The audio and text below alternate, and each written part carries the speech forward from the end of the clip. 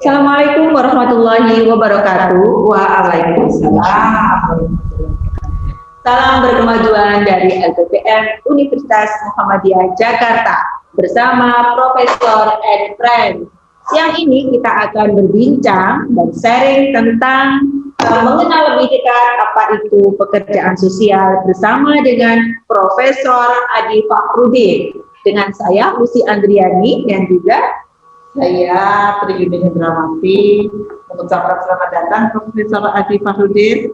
Selamat pagi untuk para pekerja sosial pada hari ini semua. Kami dari LPPM UMJ mengucapkan selamat berkemajuan dan selamat untuk berkemanfaatan buat para pekerja sosial. Iya, siang ini kita akan membincangkan apa itu sebenarnya pekerjaan sosial dan pekerja sosial dengan pakarnya. Karena Prof. Adi ini merupakan salah satu guru besar satu-satunya di Indonesia yang membidangi tentang pekerjaan sosial itu. Jadi satu-satunya. Jadi hari ini kita menghadirkan profesor yang sebenarnya. Betul. Iya. Dari segi penelitian, dari segi pengabdian masyarakat beliau yang banyak sekali ya. Tidak hanya di Indonesia, tapi juga di internasional ya. Semoga hari ini kita semua sehat selalu dan selalu mengedepankan dengan pekerjaan sosial kita. Insya Allah kita akan selalu dimudahkan sama Allah ya. Di masa pandemi COVID-19 ini juga Ibu Lucy ya, Prof. Adi juga ya, selalu sehat selalu. Silakan ya. Ya Prof, ini pekerjaan sosial ini menarik karena banyak sekali yang belum mengenal itu apa sebenarnya pekerjaan sosial, dan bidang tentang pekerjaan sosial itu apa. Kira-kira apa ini Prof? Ya,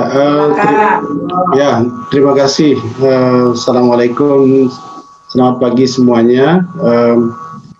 Yang pertama, orang sering salah mengartikan apa itu pekerjaan sosial.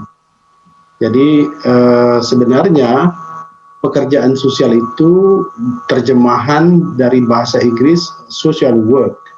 Nah, social work itu di dunia internasional diakui sebagai subdisiplin ilmu dan juga sebagai profesi. Ya, jadi sebagai disiplin ilmu dan juga sebagai profesi. Nah, itu sebabnya ketika orang bicara tentang pekerjaan sosial atau social work, itu adalah disiplin akademik. Jadi disiplin akademik yaitu ilmu. Nah, ilmu yang dipelajari itu dimulai dari di perguruan tinggi, ya, biasanya di jenjang perguruan tinggi di seluruh dunia. Ya, nah, ilmu apa ini? Ini masuk dalam kategori ilmu sosial terapan. Karena apa?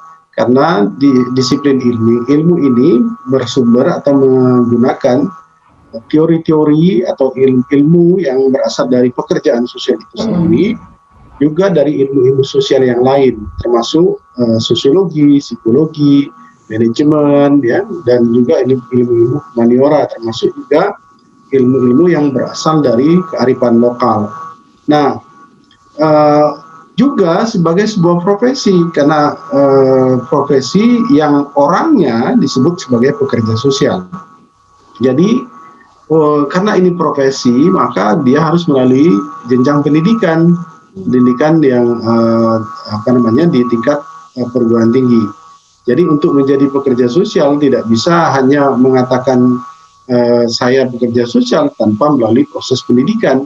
Nah, proses pendidikan itu memiliki kesamaan di seluruh dunia karena pendidikan pekerja sosial itu memiliki asosiasi di tingkat internasional maupun di tingkat Asia Pasifik, bahkan di tingkat lokal, di tingkat nasional.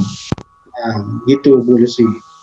Jadi pekerja sosial itu disiplin akademik, ilmu. Jadi seperti juga ilmu-ilmu lain di program studi yang lain di universitas. Cuman berbedanya, kalau di Indonesia lebih diperkenalkan, ditekankan kepada kesejahteraan sosialnya. Karena kalau diartikan pekerjaan sosialnya sebagai ilmu, itu dulu ya di awal tahun 70-an, 80-an masih debatable karena namanya pekerjaan sosial seolah-olah kegiatan volunteer. Itu makanya prodi yang ada sekarang ini di universitas di seluruh Indonesia menggunakan istilah kesejahteraan sosial. Tapi ilmu yang dipelajari di prodi itu sebenarnya pekerjaan sosial. Gitu. Oke. Iya, Prof. Berarti dari hal-hal yang tadi dijelaskan, ada beberapa tahapan kiranya yang perlu istilahnya harus dimiliki oleh seseorang untuk bisa menjadi berprofesi menjadi pekerja sosial gitu, Prof. Kira-kira apa yang perlu disiapkan ini kalau orang pengen menjadi pekerja sosial itu? Karena di Indonesia profesi ini belum begitu istilahnya dikenal banyak orang gitu. Gimana, Prof? Ya, memang karena di Indonesia meskipun sebenarnya bukan yang baru ya, di Indonesia itu sudah ada sejak tahun 47, bahkan itu di tingkat sekolah menengah. Jadi keunikan di Indonesia itu dibandingkan dengan negara-negara lain yaitu calon pekerja sosialnya dulu di Indonesia itu bisa melalui pendidikan sekolah menengah, yaitu sekolah menengah pertama itu yang di Solo namanya tahun 1947 itu namanya Sekolah Pembimbing Kemasyarakatan. Nah, tetapi seiring dengan perkembangan zaman untuk menjadi pekerja sosial tidak lagi cukup dengan pendidikan sekolah menengah, harus melalui perguruan tinggi. Nah, di seluruh dunia pun demikian. Jadi untuk menjadi pekerja sosial, orang harus memasuki perguruan tinggi, yaitu jurusan ini, jurusan pekerjaan sosial. Nah, di berbagai universitas di seluruh dunia banyak, ya. Nah, kemudian di Indonesia lulusan program studi kesejahteraan sosial untuk menjadi pekerja sosial, melayakkan dia menjadi pekerja sosial, dia harus melalui pendidikan profesi. Nah, itu juga amanat dari Undang-Undang Nomor 14 Tahun 2019 tentang pekerja sosial. Jadi hebatnya di Indonesia, Bu Lucy dan Bu di Indonesia itu meskipun pekerjaan sosial ini belum begitu berkembang baik ya, pesat, tetapi tren atau kecenderungan ke arah sana sudah, di mana pemerintah dan DPR sudah mengesahkan Undang-Undang Nomor 14 Tahun 2019 tentang pekerja sosial. Nah, ini diantara kelebihan karena hanya sedikit profesi di Indonesia ini yang sudah diatur dalam undang-undang. Bahkan psikologi yang lebih dikenal orang, ya lebih banyak ininya, justru belum punya undang-undang. Ya, baru ada kedokteran, keperawatan, dan pekerja sosial termasuk diantaranya, ya, sudah punya undang-undangnya. Nah, jadi untuk menjadi pekerja sosial ya harus melalui pendidikan formal, tidak bisa hanya melalui gitu. Alhamdulillah hari ini kita mendapatkan pencerahan dari seorang profesor nih, Mbak Lucy ya. Jangan lupa para pemirsa semuanya, para anak-anak SMA dan juga nih Prodi Kesos Universitas FISIP Universitas Muhammadiyah Jakarta mempunyai prodi yang akreditasinya A. Salah satunya adalah Profesor Adi Mahdi. Nah, alhamdulillah hari ini kita mendapatkan pencerahan nih. Profesinya sudah dilindungi, disebutkan di dalam undang-undang nih, Bu. Jadi adalah merupakan satu pekerjaan sosial yang nanti kalau di Muhammadiyah ini adalah salah satu modal kita untuk bisa bekerja dengan baik ya, Prof ya. Hidup-hidupilah Muhammadiyah dengan baik. Insya Allah akan menjadi salah satu daripada barometer daripada kesejahteraan juga di Indonesia. Baik, Prof Adi, mungkin bisa diceritakan sedikit nih, Prof, tentang profesor kan jadi visiting profesor ya untuk di beberapa universitas. Nah, kira-kira apa ini yang menginspirasi daripada kepakaran daripada Prof Adi yang bisa diimplementasikan baik untuk penelitian ataupun pengabdian masyarakat nih, Prof. Terutama di nasional dan juga internasional nih, Prof. Silakan. Oke, terima kasih. Jadi saya menjadi profesor tamu, visiting profesor itu pertama kali di University Sultan Zainal Abidin di Malaysia. Itu tahun 2014 sampai 2015. Kemudian baru dilantik kembali lagi sebagai external examiner untuk program studi di sana juga. Nah, tetapi yang di Japan College ini sebenarnya diawali dari kegiatan riset bersama. Jadi penelitian-penelitian kami mengenai indigenisasi pekerjaan sosial. Jadi ada selama ini kan pekerjaan sosial itu berdasarkan teori Barat. Jadi sekarang kita di Asia ingin memunculkan teori-teori baru, versi Asia, versi Indonesia, versi Jepang, versi Korea dan sebagainya. Karena ada value tersendiri, culture tersendiri yang itu berbeda dengan budaya Barat, ya. Nah, itu awalnya. Jadi penelitian saya dengan mereka sejak tahun 2012. Lalu berlanjut sampai ke saat ini. Nah, tahun 2018 saya kalau sebelumnya saya sebagai associate researcher, peneliti bersekutu, namanya peneliti bergabung di sana. Tapi sejak 2018 saya dikukuhkan sebagai visiting professor sampai 2020. Kemudian 2020 sejak April kemarin dilantik semula, dilanjutkan sampai 2024 di Japan College of Social Work, itu yaitu sebuah college university, ya, college university yang punya program S1, S2, S3 khusus dalam bidang pekerjaan sosial di Jepang.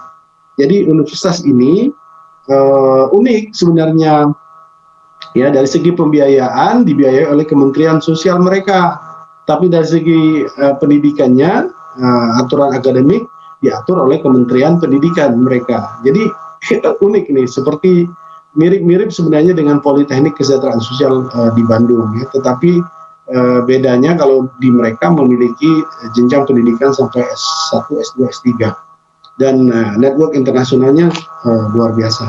Nah, apa yang bisa kita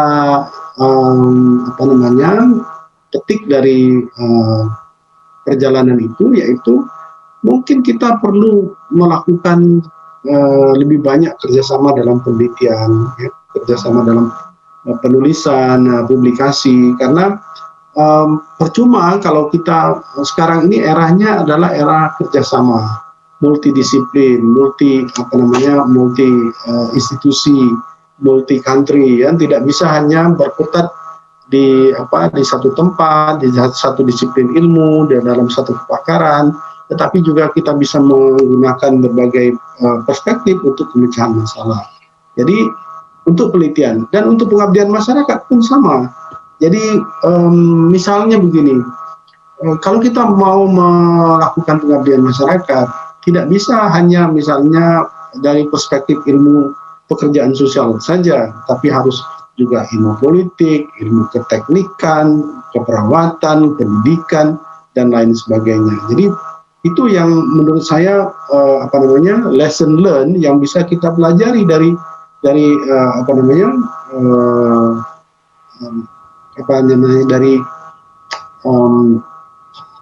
keterlibatan saya sebagai visiting professor di Japan College. Nah, tapi juga di Jepang saya juga menjadi associate research fellow di ASEAN Institute for International Social Work. Jadi itu di bawah Sokutoku University di Shiba. Nah, kalau di sini bedanya sedikit lagi. Kalau di sini penelitiannya fokus kepada religion and social work. Jadi sebenarnya pekerjaan sosial itu kan kalau dari sejarahnya di Eropa itu berasal dari kegiatan di gereja, ya, Katolik pada ketika itu di Inggris, ya, kemudian berkembang di Amerika. Nah, sekarang kita di Asia mulai memikirkan juga, oh kalau begitu sebenarnya tradisi agama itu sudah ada sejak dulu, bahkan Islam lebih dulu. Makanya orang Jepang berinisiatif dengan dana penelitian dari Kementerian Riset dan Teknologi mereka, mendanai dan penelitian itu religion and social work. Jadi saya dari dari Islam, lalu teman-teman yang lain dari Jepang, dari itu Buddhisnya, dari Vietnam Buddhis, kemudian yang dari Islam itu ada dari Indonesia, dari Thailand, dari Malaysia, Bangladesh, itu melihat dari sisi Islam, bagaimana praktek-praktek terbaik pekerjaan sosial Islam di negara masing-masing.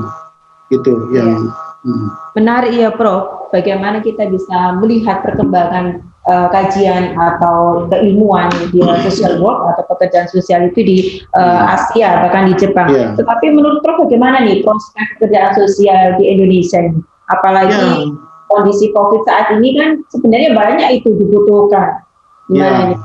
Jadi kalau di Indonesia dengan khususnya dalam konteks pandemi sekarang ini, para pekerja sosial sudah banyak berkontribusi, baik itu di tingkat lokal maupun di tingkat nasional ya. Jadi kalau di awal memang agak kesulitan para pekerja sosial terjun langsung, tapi sekarang di rumah sakit COVID di Kemayoran itu sudah sejak beberapa bulan yang lalu itu sudah ada pekerja sosial yang bertugas dalam pendampingan psikososial untuk pasien maupun juga untuk tenaga kesehatan. Karena kan begini, yang sakit bukan hanya secara fisik, tapi juga secara psikologis dan sosial. Stigma dari tetangga, dari masyarakat, ya itu juga menimbulkan beban kepada pesakit. Nah, begitu juga petugas juga bekerja 24 jam, ya harus meninggalkan keluarga, ketakutan terkena penyakit dan sebagainya. Itu juga menyebabkan mereka mengalami masalah psikologis. Jadi itu yang juga perlu ditangani. Nah, yang bisa melakukan ini diantaranya pekerja sosial, di samping profesi-profesi lain, yaitu mungkin psikiater, mungkin juga psikolog klinis, ya. Jadi di rumah sakit atlet itu sudah demikian ya. Nah, di daerah-daerah juga demikian. Nah, tapi ke depan pasca pandemi ini dan Indonesia ke depan ada bidang-bidang yang sub bidang yang menurut saya menarik akan berkembang pesat. Terutama Indonesia akan menghadapi pertambahan jumlah lanjut usia yang luar biasa besarnya. Jadi bonus demografi kita usia muda, tapi kemudian nanti akan bergerak ke usia lanjut. Nah, usia lanjut akan bertambah. Dengan demikian maka bidang pekerjaan sosial yang nanti sangat diperlukan yaitu pekerjaan sosial gerontologi. Jadi itu sebabnya menurut saya juga Muhammadiyah yang memiliki amal usaha Muhammadiyah yang banyak, rumah sakit, panti dan sebagainya, itu bisa mempersiapkan dini bagaimana kalau misalnya warga Muhammadiyah atau rakyat Indonesia, warga negara Indonesia yang berusia lanjut, siapa yang akan memberi perhatian kepada mereka, persoalan kesehatan, tempat tinggal, kemudian masalah-masalah psikologis mereka, keterlantaran dan lain sebagainya.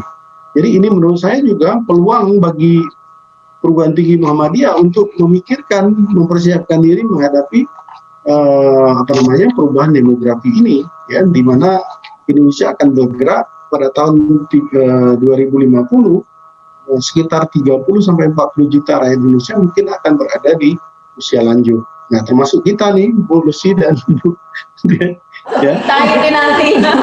Ya, alhamdulillah nih Prof. Kita mendapatkan pencerahan nih. Iya, betul. Bu Lucy ya. Bagaimana jangan lupa para pemirsa mendaftar di prodi kesejahteraan sosial. Ya. Fisip Universitas Muhammadiyah Jakarta.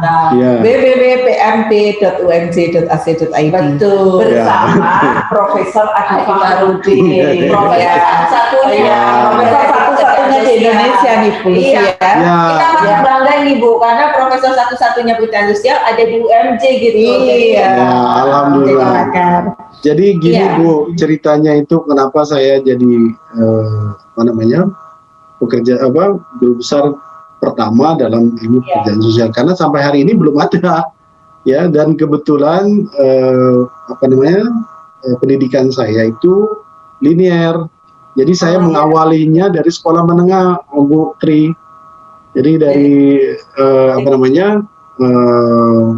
sekolah menengah pekerjaan sosial itu di Palembang waktu itu 4 tahun, kemudian di sekolah tinggi kesejahteraan sosial di Bandung, kemudian S2 pekerjaan sosial, S3 pekerjaan sosial, bahkan postdoktoral saya juga selama 3 tahun itu dengan 3 bidang yang berbeda dalam pekerjaan sosial. Jadi memang itu bidangnya gitu ya. Iya. Prof. Adi, ini ada sedikit pantun nih supaya kita para pemirsa merasakan aura daripada Prof. Adi sebagai guru besar di bidang pekerja sosial. Ya, kita bacakan ya Bu Lucy ya. Silakan. Kayu ditebang, bambu dibelah. Ya, cakep. Indah dipandang bunga seroja. Cakep. Apapun pekerjaanmu cintailah. Iya. Agar semangat dalam kerja sosial. Iya. Bersama Adi Farudin. Kita kasih tepuk tangan. Nah, semoga Prof. Adi selalu diberikan kemudahan dan juga kesehatan untuk baik di Indonesia ataupun di Jepang ataupun di Malaysia dan Singapura, dan selalu membawa kepada kemajuan daripada Universitas Muhammadiyah Jakarta, juga Universitas Muhammadiyah di Indonesia, dan sampai kepada nasional sehingga pekerja sosial ini diakui bagi pemerintah. Kenapa? Pemerintah juga sudah mengapresiasi di dalam undang-undang sehingga pekerja sosial adalah menjadi salah satu bagian yang tidak terpisahkan dari pandemi COVID-19. Nah, hari ini kita cukup berbangga dengan adanya pencerahan daripada Profesor Adi Farudin dalam kiprahnya sebagai pekerja sosial, guru besar dalam bidangnya yang sangat linear ya Bu ya, sangat menginspirasi bagi para dosen dan juga para pekerja kita semua. Walaupun saya dari teknik, saya sangat kagum nih dengan ini. Artinya apa? Tadi yang disampaikan multikultural, disiplin, juga sampai global nih. Kayaknya kita tanpa batas ya Prof. Adi ya. Insya Allah Muhammadiyah akan semakin maju, dan juga Muhammadiyah juga punya MDCC, punya MCC dan seterusnya, semakin menguatkan kita semuanya. Barangkali terakhir Prof. Adi, pesannya kepada para milenial, para generasi muda kita untuk berkarya di bidang pekerjaan sosial ini, kira-kira apa Prof? Apa sehingga bahwa pekerjaan ini nantinya apakah bisa terganti robot apa enggak nih? Gitu. Artinya kan kita kan sekarang masuk pada zaman ini, zaman zaman yang semuanya katanya pekerjaan itu nanti berkurang tergantung sama robot. Nah, kira-kira pekerjaan sosial ini bagaimana posisinya Prof? Prospeknya ke depan. Jadi kekhawatiran yang ada di era revolusi industri 4.0 ini, banyak bidang pekerjaan yang dialihkan atau diambil alih oleh fungsi-fungsi lain, yaitu otomatisasi, yaitu robotik. Tetapi percayalah bahwa era revolusi industri 4.0 bahkan mungkin 5.0 atau 6.0 nanti, pekerja sosial itu adalah pekerjaan yang tidak tergantikan oleh mesin. Karena ketika orang semakin maju, tetap orang membutuhkan pekerja sosial.